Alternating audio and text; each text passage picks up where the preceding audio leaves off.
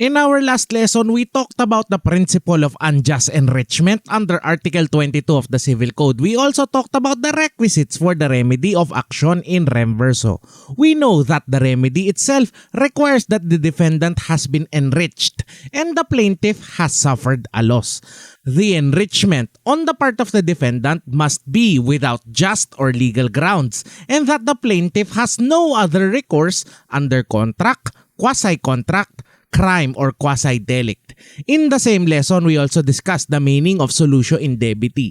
Solutio indebiti is a juridical relation which arises when something is received when there is no right to demand it, and it was unduly delivered through mistake. In order for solutio indebiti to apply, there must be 1. Payment is made by one person. 2. There is no duty to pay and there is no right to receive. 3. The payment is made through mistake and not through liberality or some other cause. During our discussion, I have also emphasized that not all instances of unjust enrichment will amount to solutio indebiti. Magkakaroon lang tayo ng solutio indebiti, kapatid, kung ang basis ng payment ay mistake. Kung hindi mistake ang basehan, kunwari liberality, pure beneficence, or kagandahang loob, then there would be no solutio indebiti. Today, we're taking a look at Article 23 of the Civil Code. It is a continuation of the principle of unjust enrichment, kapatid, and I hope you are watching this with your copy of the Codal provisions. As I've mentioned in the past lessons, the chapter on human relations governs our actions towards one another. They define for us the norms of conduct which any decent human being ought to follow. Halimbawa, sa ilalim ng Article 19, give everyone his due and observe honesty and good faith. Sabi lang dito ng batas, ibigay ang nararapat sa iyong kapwa. Tayo ay dapat maging tapat sa bawat transaction. Sa Article 21 naman, willfully or negligently causes damage to another shall indemnify the latter for the same. Again, very basic na naman ito, kapatid. Kung may nasira ka, dapat ayusin. Kung hindi na kayang isaayos ay dapat palitan. Kung hindi kayang palitan ay dapat namang bayaran. Now that we have covered Articles 19 to 21, the rest of the provisions in this chapter of the Civil Code are merely reading matters. Babalik tayo sa mas detailed na pagpapaliwanag pagdating natin sa Article 36 of the Civil Code. Tinuturing silang mga reading matters, kapatid, dahil heto ang mga provision ng batas. Nalalaktawan lang sa klase. Hindi sila masyadong pinag-uusapan kahit sa mga textbooks na ginagamit natin dahil walang masyadong discussion dito ang Supreme Court o hindi rin ito itinatanong sa bar exam. For my part, kapatid, ayoko sanang basahin lang natin ito. Sayang kung wala kang matututunan. Instead, I want to teach you the process of how to read the law. I hope that in the next few lessons, you will learn how to read the law on your own, how to break it down to its simplest components, and then how to put it back together. Once you have the ability to break down the law to its simplest forms, then you will be able to put it back together. If you can do this repeatedly and with a great degree of accuracy and consistency, then you will obtain a much higher understanding of the law. Once you understand the law, then memorization will follow. Dahil alam mo ang mga bahagi at piyesa ng isang rule, madali mong malalaman kung may nalaktawan ka o may kulang. Mula dito, madali nang magsaulo at magkabisado. All of this and more coming right up. Hi, my name is Lex and welcome to Lex in Motion. In this channel, I'll be helping you build your competence, confidence, and capability in law school. Start today by hitting the subscribe button below. New episodes are posted every Friday. If you are watching this, kapatid, with a copy of your Codal for the Civil Code, please open your Codal to Article 23 of the Civil Code. Article 23 provides that even when an act or event causing damage to another's property was not due to the fault or negligence of the defendant, the latter shall be liable for indemnity if Through the act or event, he was benefited. This provision is a relatively short provision, kapatid, at sa totoo lang, walang mahirap unawain dito. Now, let's begin by breaking down the provision. Sa bungad ng Article 23, malinaw na mayroong act or event, isang pangyayari. At itong act or event na ito ay nag-cause ng damage to another person's property sa pagmamay-ari ng iba. From this phrase, the law is telling us that something happened, and whatever it is that happened, pwedeng aksidente or some other event, has caused damage to another person's property. The next lines of the law now teach us the consequences, the implications, and the effects of the happening of these two things. The defendant becomes liable for indemnity, meaning kapatid dapat siyang magbayad ng danyos o damages. Kung may nasira ay dapat ipagawa. Kung hindi kayang ipagawa, dapat palitan. Kung hindi kayang palitan, ay dapat bayaran.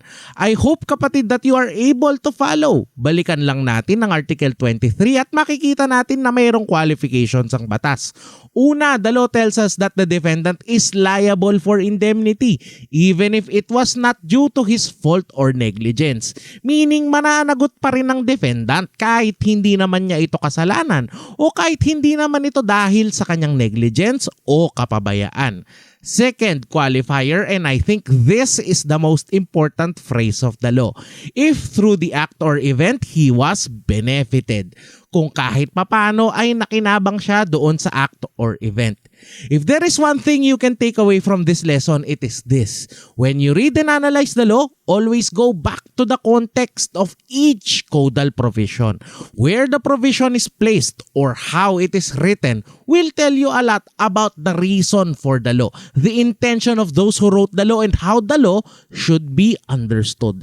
In the case of Article 23 of the Civil Code, this provision is written within the chapter of human relations. It is written on the book of persons, meaning the law here defines for us the norms of human conduct, and as I have mentioned earlier, how we should treat each other. Article 23 is written right after Article 22, which is the provision on the principle of unjust enrichment. This means, kapatid, that this provision may or may not be a follow-up on this principle. Kung ating pagsasamahin lahat ng ating natutunan sa Article 23, we can come up with the following. For Article 23 to apply the requisites are 1, there must be an act or event which causes damage. 2, the damage is caused upon another person's property. 3, the defendant must have been benefited from the act or event. 4, the defendant is still liable even if there is no fault or negligence on his part. When these 4 requisites are present, then the person is liable for indemnity. The basis of the indemnity is the degree to which he or she has been benefited. This is because Article 23 is a follow-up to the principle of unjust enrichment. The law makes a person liable for damages even if he had no participation in the act or event, so long as he or she gains some benefit therefrom. Balikan lang muna natin, kapatid, ang principle of unjust enrichment. Under this provision, the law makes a person liable for anything he or she has received at the cost of loss, expense, or damage upon another person without just or legal ground. This proceeds from the idea na allergic nga ang batas sa lahat ng taong mapanlamang. Knowing what we now know about Article 23 of the Civil Code, let us play with the requisites. Let us try to figure out some hypothetical situation where we can apply Article 23. Remember, kapatid, na ayon sa Article 23, hindi importante kung may kinalaman ng defendant sa act o event o wala. Ang tinitignan lang natin kung nakinabang ba siya o hindi. For example, magkakatabi ang bahay ni X, Y, and Z. May negosyo si X na tindahan ng LPG at alam ito ng buong subdivision nila. Dahil ngayong panahon ng pandemya, tumulong si X sa kanilang komunidad sa pamamagitan ng pagpapautang ng LPG sa mga kapitbahay niya. Ang kanyang mga tangke ay nasa kanyang garahe. Isang araw, nag-repair ng gate si X. Hiniram niya ang welding machine ni Y. Ginamit niya ang welding machine at hindi alam ni X na may isang tangke na sumisingaw. Sumabog ito at nasunog ang bahay ni X, Y, and Z. In this scenario, is X liable for the burning of the houses of Y and Z? If yes, then what would be the basis for holding X liable? Yes, X is liable for the burning of the houses of Y and Z. Alam naman niya na napapaligiran siya ng mga tangke saka siya ngayon magwe-welding. Liable siya, meron siyang kapabayaan. Pero what would be our basis? Article 20 of the Civil Code provides that every person who, contrary to law, willfully or negligently causes damage to another shall indemnify the latter for the same. The most important feature or requisite under Article 20 of the Civil Code is that there must be some specific provision of the law that was violated. In this case, the facts are not enough for us to hold X liable under Article 20. X could have violated certain health and safety standards when it comes to the handling of the LPG. We do not know if his business is registered or not. If it is, then that's the specific provision of the law that he violated. The LGU will not issue a business permit if certain safety standards are not met. If it is unregistered, then that can also be the specific law that X has violated, which has precipitated the burning of the houses of Y and Z. For these reasons, X cannot be liable under Article 20. How about Article 21 of the Civil Code? Article 21 requires that the damage must be done willfully, sinasadya. Sa ating halimbawa naman, X had no intention of burning the houses of Y and Z. X is liable under Article 2176 of the Civil Code. This is the very heart of the subject called torts and damages. Article 2176 provides that whoever by act or omission causes damage to another, there being fault or negligence, is obliged to pay for the damage done. XXX. Pasok sa Article 2176 ang liability ni X dahil nag-welding siya ng gate niya, knowing na napapaligiran siya ng mga tangke ng LPG. Hindi man lang ba tumunog sa isip niya ang awaiting damn ways to die. X here is liable because he omitted the necessary steps, the steps that an ordinary man of reasonable intelligence would take to ensure his action was safe. He could have repaired his gate by any other means that did not involve open flames or sparks. He could have repaired his gate by welding if and only if he first cleared his garage of any fire hazard. This, kapatid, is my process of understanding the law. I tear it apart, then I try to understand each component or requisite, then I put it all back together. Then I try to anticipate any possible scenario where the law would apply. Now let's try that last step for Article 23. Can you think of any scenario where Article 23 will apply? Ang classic na halimbawa sa law school ay may tatlong bahay gaya ng ating naunang halimbawa. Nasunog ang bahay ni X pero dumating agad ang mga bombero.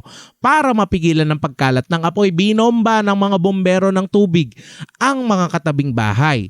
Hindi natuloy ang sunog, subalit nabasa lahat ng ari-arian ni Y. Napilitan silang mag-rent muna habang nagpaparepair. Sinisingil ngayon ni Y ang kanyang mga kapitbahay, specifically si X na nasunugan at si Z na nakinabang dahil hindi na nga nadamay pa ang bahay niya. In this case, there is an act or event. There was a fire and this act or event caused damage to another person's property. That in order to control the fire, the house of Y was damaged. There must also be a person who has derived benefit therefrom. The house of Z was not damaged. There exists now a duty on the part of Z to pay for the damage of Y to the extent to which he was benefited. Hindi nadamay ang bahay ni Z. During my time in law school, this was a hotly contested point in our class. One side of the class argued that Article 23 applies because all of the requisites are present and that there are law books to this effect. For our part, we felt that it was a weak argument because Z could not have been the proximate cause of the fire. If anything, the person that should be liable is the person who started the fire by act or omission. There is one very old case decided by the Supreme Court under Article 23 of the Civil Code, and I think this is the best way for us to understand this. In this case, an airline company was not in great financial shape. It had plenty of bills coming up, but it did not have the cash to pay for all the bills. It did, however, have enough assets within which it could meet all its debts. This kapatid is an instance where the debtor is suffering from issues of liquidity. The fuel supplier for the airline company knew of the financial problems. In fact, it was the airline company that offered to pay for its debts by giving the fuel supplier one of its Douglas C-54 airplanes. The fuel company refused to accept payment because it believed that the airline company had enough assets it could sell later on without having to accept the airplane. The airplane was then in California. Mas matimbang kasi kapatid kung ang ibabayad sa'yo ay cash kesa sa property na kailangan mo ring ibenta. Later on, the fuel supplier assigned its credit to its sister company in the US. Ang assignment ng credit kapatid ay pagbebenta, pagpapasa o pagbibigay ng utang ng isang tao. Usually may bayad ito. Mapupunta sa taong pinasahan ang right to collect. Ang taong inutangan ay usually mabibigyan ng pera, pero discounted na sa utang. Ang sakit ng ulo ng paniningil ay mapupunta sa ibang tao kapalit ang discount sa utang. Ganito nga ang ginawa ng fuel supplier sa kasong ito. Pinasa nito ang utang ng airline sa kanyang sister company sa US. Ang sister company naman ang naghabla at pinakuha nila ngayon yung airplane.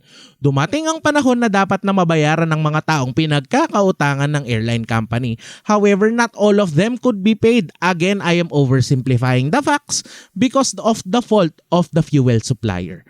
Its action of assigning the credit and the court action involving the plane has caused delay on the sale of the plane. Kung naibenta lang lahat, sana ay mababayaran. Thus, the other creditors have suffered because they could not be paid, because the plane could not be sold. In the case of Vilayo versus Shell Company of the Philippines, the Supreme Court applied Article 23 of the Civil Code. Shell took advantage of the financial situation of the airline. Article 23 supports the argument that even assuming Shell is not liable for taking advantage of the situation of the airline, it was nevertheless benefited when it assigned its credit to its sister company in the US. For this, Shell was ordered to pay damages at double the value of the airplane. That's it for Article 23 of the Civil Code, kapatid. It's one of the least discussed, somewhat open-ended points under the Civil Code. There's a very good chance that it won't be asked during your recitation or during your exams, but at least now you know that the principle of unjust enrichment extends to Article 23. Please take note of the requisites as we have discussed them because they will be asked in the quiz. Please post your scores in the comments because I love to keep track of your progress. Natutuwa ako kapag may improvement. If you would like us to continue with the lessons on persons and family relations, please type yes in the comments down below. Thank you so much for watching. Like and share this video for good law school karma, and I will see you next Friday.